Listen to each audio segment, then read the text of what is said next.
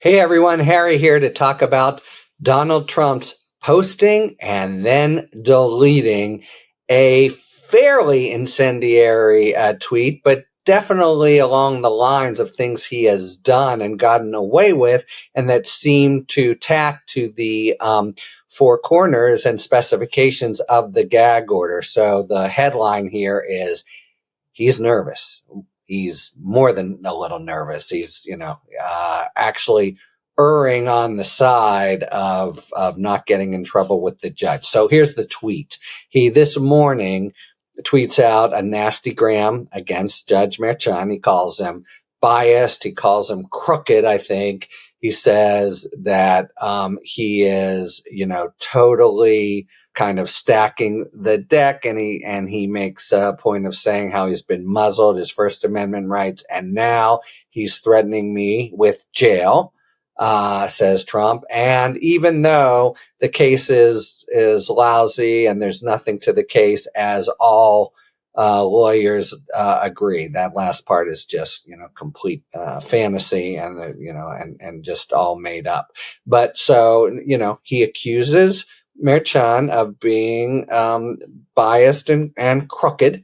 That's hard hitting, but that's specifically within the what's permitted under the gag order. The gag order was amended so you couldn't insult family members of the DA or of Merchan, but there's specifically open season permitted on them. Just you can't do family members of them. And then the big thing, when he found and really lectured him, "You are out of rope, buddy. Next time in jail." He found one more contempt, and that had to do with an accusation about the jury, and the jury maybe being corrupt, and the jury being all Democrats, that sort of thing. So Merchan was quick to jump in and protect the interest and the integrity of the jury, and not there are ways a tweet could actually provoke a mistrial if it somehow got to jurors' attention or whatever. So he was very strong there. But what Trump did this morning at about 7:30 or so was, I would say, of a piece with things he has done before. And then you learn at 8, it's been deleted. So did the lawyers get to him, if so, they haven't been able to get to him previously. Did he himself flinch?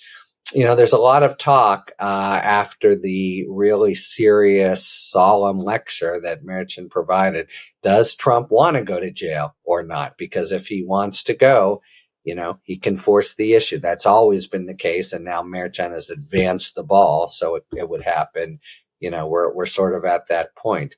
And a lot of people are thinking like, I mentioned this before on our podcast. You have a couple of people saying Zoe Lofgren, Michael Steele, and Norm Ornstein. I won't tell you who has which position, so you can listen in. But there's some thought of he wants to do this as a political martyr, and his supporters will rally around him, and then others are like, man, oh man, he just wouldn't be able to handle the privations. As Nicole Wallace said on Deadline White House when I was on yesterday, he doesn't eat food when he goes abroad. He's germ phobic. Just thinking about the indignities and the fear involved in a prison, even a sort of holding cell, the bathroom, if he's there overnight, the absence of a hairdresser, the sort of revelation of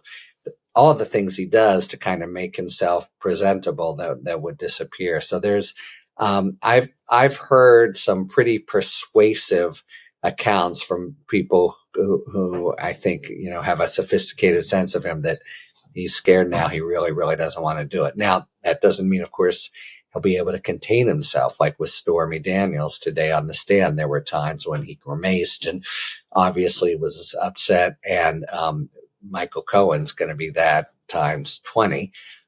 So we will see. But at least this morning's advance and retraction suggests he's scared. of being put in jail, and he's gotten the message from Mayor Chun that it could really happen. Talk to you later. Thanks for tuning in. If you enjoyed this video and other Talking Feds content, please take a second to like and subscribe. Talk to you later.